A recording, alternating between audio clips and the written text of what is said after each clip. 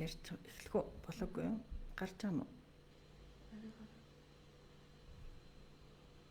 За гараад эхлэнгүүт нь эхлэх үү?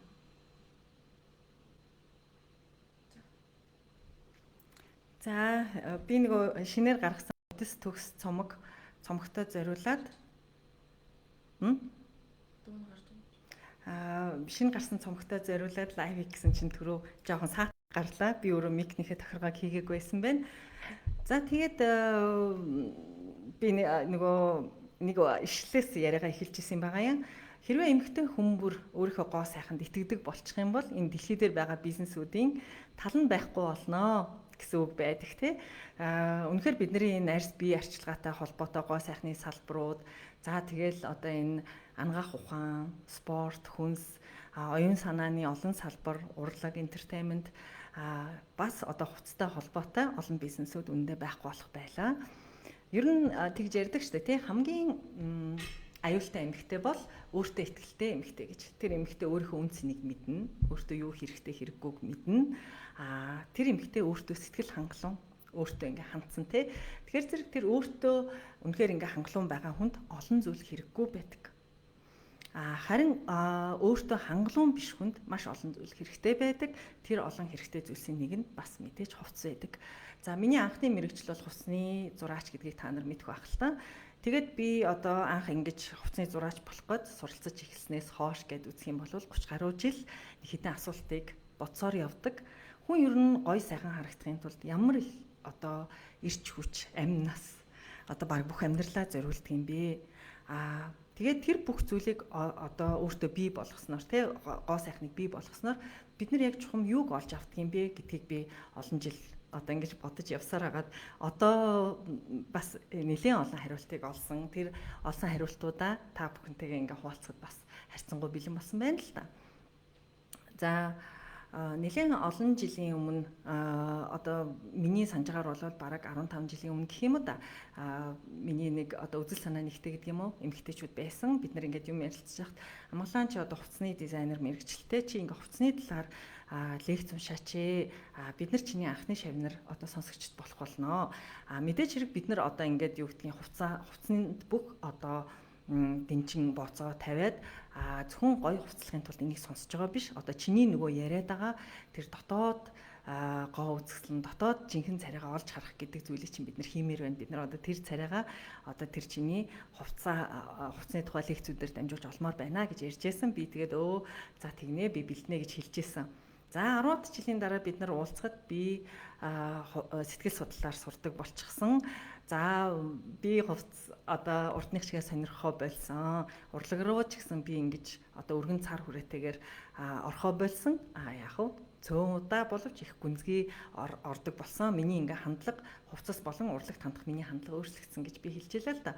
Тэгэхэд нэг найз маань хэлжсэн юм. Тэмээ амглаа одоо хүн болгон өөрчлөгддөг. Чи ч гэсэн өөрчлөгдсөн байж болно. Одоо магадгүй оронгороо ч гэсэн өөрчлөгдсөн байж болно. Тэгтээ чамд ингээ хувиршгүй байдаг нэг чанар байгаа. Чи ингээд үннийг хэлхийг ирмэлцдэг. Тэр үнэн чинь л биднэрт хэрэгтэй байгаа юм.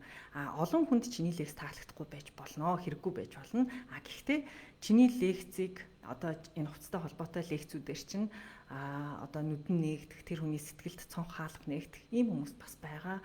Чи тэр хүмүүст зориулаад одоо хувцсны талаар юу гэж бодож явдаг, үнэлж явдаг. Энэ үнэлгээгээ магадгүй одоо давуу тал нь чи сэтгэл судлаачийн үүднээс бас урлаг судлаачийн үүднээс хэлээч гэж хэлж иж билээ.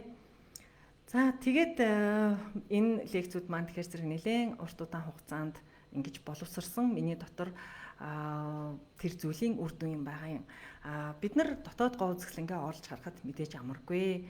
Анх бид нар өөрснийгөө толинд хараад өөрийгөө таньдгүй байсан шиг тий өөрийнхөө царайг хараад энэ бол би гэж мэддгүү байсан шиг дотор царайгаа олонх маань таньдгүй.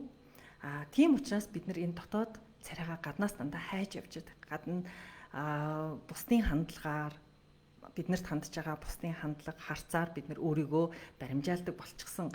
Нийгмээс биднэрт маш олон стандартыг тулгын хүлээлгдэг те. Чи ийм царайтай байвал, ийм бие галбартай, ийм өгөгдөлтэй, чи ингэж хувцалдаг байвал, ингэж бие авч явдаг байвал одоо гоо сайхан гэж үнэлэгдэнэ. Хэрвээ үгүй болвол энэс хэрвээ чи өөр байх юм бол чи гой сайхан бишээ гэдэг одоо үзэл санаа тээж явдаг тийм хүмүүс биднийг хүмүүжүүлсэн. Өнөөдөр бид нар харамсалтай энэ итгэл үнэмшлийнхээ бас тэгчэд болчихсон явж байгаа. Тэгээд өөрсөндөө дандаа энэ нийгмийн үзмжээр бид нар дүн тавьдаг. Харамсалтай нь ихэнх маань таархан дүн авдаг те. Тэгээд энэ үнэлгээ энэ дотроо дутж байгаа энэ сэтгэлийн хоосноо нөхөхийн тулд бид нар дандаа гаднаас янз бүрийн гоо сайхны хэлбэрүүдийг одоо өөртөө наадаг, буддаг, авчирч одоо суулгадаг гэх юм уу да тий өөрийгөө засч янзалдаг энэ стандартын үндсэн дээр тэгээд мэдээж тэдний нэг нь бол хувцас байна л да. Харин миний энэ овц төгс цомог бол энэ хувцалтаар дамжуулаад хувцс гэдэг зүйлээр дамжуулаад өөрийнхөө дотоод царайг олж харах, дотоод гоо үзэсгэлэнг олж харах, өөрийнхөө одоо дотоод гоо үзэсгэлэнтэй эвлэрэх, өөрийгөө би гоо үзэсгэлэнтэй, би бол өөрөө гоо сайхан гэдэгтэй эвлэрэхэд л одоо туслах юм байгаа юм. Энэ замыг одоо би та бүхэнд хувцаар дамжуулж харуулах юм байгаа юм. За эхний лекц болох сэтгэлийн гэргээд лекц маань гарсан байгаа өнөөдөр. Тэгэхээр зэрэг энэ лекцэнд бол голдуу би ер нь хувцс гэж юу юм бэ? Бид нар яах гэж хувцалдаг вэ гэдэг талаар яг их ярих байх л та. Тэгэхээр хувцас биднэрт аврал болдог. Хэрвээ бид нар өөрснийхөө зорилгыг тодорхой мэдчих юм бол юу хүсэж байгаагаа юунд хурж очих гээд байгаа юм те хаана хүрэх гээд байгаа юм гэдгийг маш тодорхой мэдчих юм бол хувцс биднэрт олон хаалгыг нээж өгнө. Бас хувцс биднэрт маш сайн багш болж чаддаг. Бидний сэтгэл одоо энэ амьдрал донд те энэ далайд амьдралын далай донд биднэрт гайхамшигтай баян бүрд гайхамшигтай арал болж чадна. Бас хувцс биднэрт маш том сорил болдог. Зарим үед бартааж болдог. Тэгэхээр зэрэг энэ бүхнийг яаж ялгаж салах вэ гэдэгт энэ сэтгэлийн гэр лекц маань танд туслах байх гэж бодож байна. Бид бүхэн дотроо бүгдээрээ сэтгэлийн гэрээ бүтээж явдаг. Өөрийнхөө сэтгэлийн орд харшийг те энэ түрүү миний хэлээд байгаа энэ амьдралын далай донд бидний хамгийн ихтгэлтэй оргинол болдог, хамгийн ихтгэлтэй нүмер нөөлөг, бидний өмгөөлөл болдог сэтгэлийн гэрээ дотроо бүтээж явдаг. Энэ гэрээ маань нэг хэсэг нь хувцас байдаг. Тэгэхээр зэрэг бүгдээрээ одоо гэр оронтой, дотоод тусгаар тогтнолтой, бусдаас оргинол хайдаггүй, айлд хонц болж явдаггүй ийм болохын тулд хувцас биднэрт туслана гэж бодож байна. Энэ одоо цонхыг нээхэд миний энэ лекц овдос төгс цомог маань бас та бүхэнд туслаасай гэж хүсэж байна. За ингээд удахгүй бас дараагийн лекцээрээ уулзна. Хэд хоногийн дараа би ахаад бас тэр лекцээг гарах үеэр та бүхэнд шинэ лайваараа учрна гэж бодож байна. За ингээд түр баяртай.